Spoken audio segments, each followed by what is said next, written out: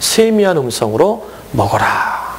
여러분에게 물과 떡을 주시면요, 야단치시지 않고 지친 영혼을 회복시키기 위해서 하나님은 세미하게 음성을 들려주시는데, 그 세미한 음성을 들을 귀가 요한계시록에 말한 들을 귀 있는 자는 들을지어다. 여기 귀 없는 분이 있어요?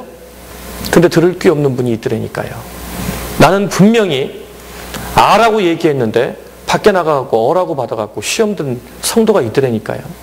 여러분, 제발 들을 귀 있는 귀로 하나님의 음성을, 세미한 음성을 듣게 되시기를 주님의 이름으로 축원드립니다. 마지막으로 19장 18절 나중에 읽어보시면, 자기는 사역 바다로 일당 850을 상대해서 지치고 동역자가 없다고 생각했는데 남은 자 7,000명을 하나님이 예비해주고 계시대요. 이세벨에 의해서 모든 선지자가 다 죽었는 줄 알았는데 19장 후반부에 읽어보니까 하나님은 함께 동역할 동역자 7,000명을 남겨주셨대요. 저는 이 교회 여러 사랑하는 형제 자매들이 7,000명은 안 되지만 영적으로 하나님이 남겨주신 기도의 동역자 그 7,000명 중에 여러분이 꼭 있게 되시기를 주님의 이름으로 축원드립니다. 정말 아무것도 어렵고 힘든데 나중에 열왕기하 2장 12절에 엘리야가 어떻게 죽었죠? 안 죽었어요. 불병거를 타고 회오리 바람으로 하늘나라에 산채로 올라갔거든요. 성경에 죽지 않고 올라간 인물이 에녹과 엘리야. 우리 형이 이름이 에녹이에요. 아들 하나 더 주시면 엘리야라고 지려고 했는데 너무 힘들어요. 새 키우기가. 근데 여기 보니까 한 사람이 하나님 앞에 예배 무너진 제단 수축했더니 받은 축복이, 엘리야는 이스라엘의 군대와 같다. 이스라엘의 병거와 마병이라고 그의 후계자가 표현을 하고 있더라고요. 그 얘기는 엘리야 한 사람이 살아있을 때는 이스라엘의 병거와 마병, 군대가 바로 그 한 사람의 능력이었다는 거예요. 그러니 그 영권이 얼마나 셌겠어요. 여러분이 하나님의 성령 충만함 받아서 예배 가운데 회복하면요, 여러분 가정과 교회를 지키는 병거와 마병이 다 되시기를 주님의 이름으로 축원드립니다. 마지막, 엘리야가 나의 하나님이라는 고백을 하지요. 신앙생활할 때 남의 인 신경 쓰지 마시기를 바랍니다. 제발 여러분만 잘하세요. 저희 교회는 너나 잘하세요 제가 그러는데, 제발 여러분만 예배자가 되세요. 남 신경 쓸 겨를이 없어요. 나의 가는 길을 그가 아시나니 내가 연단 후에는 정금과 같이 나오리라. 정금 어떻게 나오는지 아시죠? 영광로 속에 들어가서 불순물은 다 녹아버려야 돼요.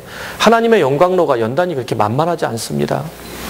가슴이 막히는 것 같고 심장이 터질 것 같은 그런 꿈이 앞이 안 보이는 그런 연단 가운데서도 세상을 의지할래, 하나님 믿고 의지할래, 여러분 앞에 기로에 쓴 순간에는 하나님이 순수한 믿음만을 보신다는 것입니다. 자생력, 이건 분별력은요, 혼자 하나님의 말씀 의지해서 예배 가운데 하나님이 주시는 세미한 음성으로 인생의 어려운 답을 찾아 누리시게 되기를 주님의 이름으로 축원드립니다. 그 길은 기도의 능력, 예배 가운데 말씀을 들을 때 내 영혼이 소성케 되는 능력뿐임을 기억하시기 바랍니다. 제가 어제도 보너스를 드렸으니까 마지막 시간이라 5분만 보너스를 드리겠습니다. 제가 둘째 날 그 예배의 중요성을 강조하면서 다윗 얘기를 했는데요. 사무엘이 기도응답 받아서 태어난 아들인데 한나의 기도를 통해 여러분에게 기도의 매뉴얼 하나 드리려고 합니다. 성경에 보니까 한나는 애가 없어도 되는 여자였어요.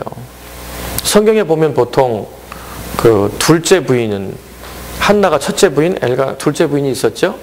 엘가나 남편이고 분인나, 이름도 좀 이상해요. 분인나, 이름 잘 지어야 되는데, 이제 둘째 부인은 주로 첫째 부인보다 젊거나 이쁘죠. 그러니까 둘째 부인이 됐겠죠. 근데 둘째 부인에게는 아기가 있었는데 첫째 부인 한나에게는 아이가 없대요. 근데 이 엘가나가 얼마나 신실하고 참 괜찮은 남자냐면요, 내가 봐도 존경스러워요. 첫째 부인한테 갑절로 분깃을 주고 더 사랑했대요. 근데 둘째 부인은 나는 아기 있는데 너는 없지, 그러고 약 올린 거예요. 그러니까 이 하나님 앞에 이 막 억울함이 불붙듯 나자 남편한테 하소연하지 않고 하나님 성전에 가서 무릎 꿇고 기도하기 시작했죠. 근데요, 저도 그런 기도 못 해봤어요. 제사장의 눈으로 봤을 때 술 취한 사람처럼 중얼거리는데 얼마나 부르짖었으면 말이 안 나와서 입만 뻥끗했다는 거거든요. 더 이상 말 나올 기운이 없다는 거죠. 근데 그렇게 기도했을 때 하나님이 응답을 안 해주셨는데 응답받은 순간을 보니까 내게 아들 하나만 주시면 하나님 뜻대로 살게요가 아니라 그 아들 하나님께 돌려드릴게요. 그러니까 기도는 내가 필요해서 구하지만 그걸 하나님을 향해 포기할 때 하나님이 응답을 주시더라고요. 아들 하나만 주시면 내가 저 왼수 같은 둘째 부인한테 힘을 쓸 수 있는, 이렇게 기도 안 했고요. 아들 하나 주십시오. 주셔야 됩니다. 정말 술 취한 여자로 오해받을 때까지 기도했는데 마지막으로 아들 하나만 주시면 하나님의 영광을 왜 드리겠습니다. 그랬더니 아들 딸 주셨죠. 근데 그 사무엘이 있는 동안에는 감히 외부에서 하나님의 백성들을 넘보지 못했다는 것입니다. 근데 성경에 보니까 엘리 망한 집안은요, 망한 징조가 있어요. 두 자식이 하나님 앞에 제사를 소홀히 했다는 말이 나와요. 예배 잘못 드렸다는 얘기죠. 예배 잘못 드리면요, 지 혼자 망하지 않고요, 아버지는 충격받고 자빠져 목이 부러져 죽고요, 하나님의 영광, 거룩함이 빼앗겨 버렸어요. 근데 여기 보니까 엘리는 자기 처소에 누웠고 점점 눈이 어두워졌다, 영안이 어두워졌고 몸이 비대하였다. 죄송해요, 여기는 참 날씬한 분들만, 저에겐 뚱뚱한 분들이 많아가지고 비만 설교를 못해요. 네? 마음속으로만 있는 거예요. 여기가 몸이 뚱뚱했다는 얘기가 아니라 영적으로 비대해져서 센스 기능이 마비됐다라는 거예요. 하나님은 우리에게 오감을 통해서 영감을 주시는데요, 이걸 감각을 깨닫지 못한 거죠. 그러니까 아기 어린 사무엘은 하나님의 음성을 듣고 찾아오는데 입법, 사법, 행정을 총괄했던 하나님의 대제사장이 내가 안 불렀다, 내가 안 불렀다 몇 번을 하고 나서 이제 깨달았죠. 띨빡하면 그렇게 됩니다. 띨빡해지면요, 하나님의 음성을 못 들어요. 이번에 한 번 더 부르면 하나님 내가 여기 있습니다, 이제 가르쳐 주잖아요. 근데 여기 성경에 보니까 사무엘은 하나님의 등불은 아직 꺼지지 않았는데 하나님의 궤가 있는 여호와의 전에 누웠다. 저는 대제사장은 자기 처소에 누워서 눈이 어두워가고 몸이 비대했는데 어린 사무엘은 하나님의 등불이 꺼지지 않은 하나님의 언약궤 옆에 누워있다는 거예요. 여러분이, 제가 교회에 와서 주무시라는 얘기 아닙니다. 부담 갖지 마시고요. 여러분의 앞에 하나님이 주신 삶의 터전 가정이 예배 처소가 되면 그곳이 하나님의 언약궤 영광이 머무는 하나님의 예배 처소가 되기를 주님의 이름으로 축원드립니다. 그랬더니요, 사무엘은 세마포 흰 에봇을 입었다. 그러니까 하나님 앞에 예배자로 부르시기만 하면 응답할 준비가 됐다는 거예요.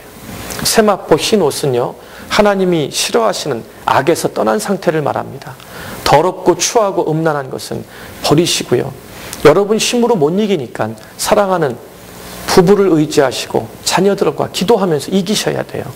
절대로 여러분 유혹하면 안 넘어갈 사람 하나도 없습니다. 그렇기 때문에 여러분에게 사랑하는 가족을 주신 거예요. 그렇기 때문에 그 가족이 예배가 회복되고 예배에 회복된 가족들이 즐겁게 모인 이 자리가 예배의 축제로 바뀌면 우리의 가라앉았던 영성은 일어날 것입니다.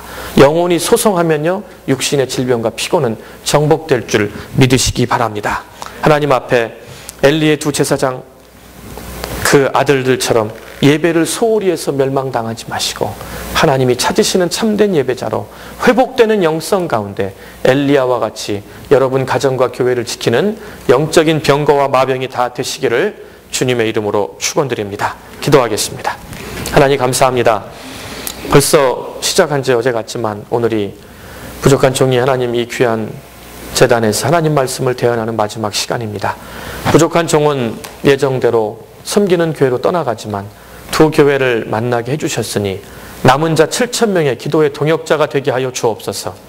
독수리는 비바람과 폭풍이 몰아칠 때 계곡에 있으면 떨어져 죽지만 다른 동물들은 다 동굴 속에 숨지만 그 폭풍을 뚫고 올라가 폭풍의 눈 한복판에 날개를 펴고 평안한 가운데 안식하며 그 폭풍을 즐기는 것처럼 영적인 비바람, 인생의 고난을 뚫고 올라가 하나님 앞에 회복되는 예배자로 평안과 안식을 누릴 수 있는 우리 모두가 되게 하여 주옵소서.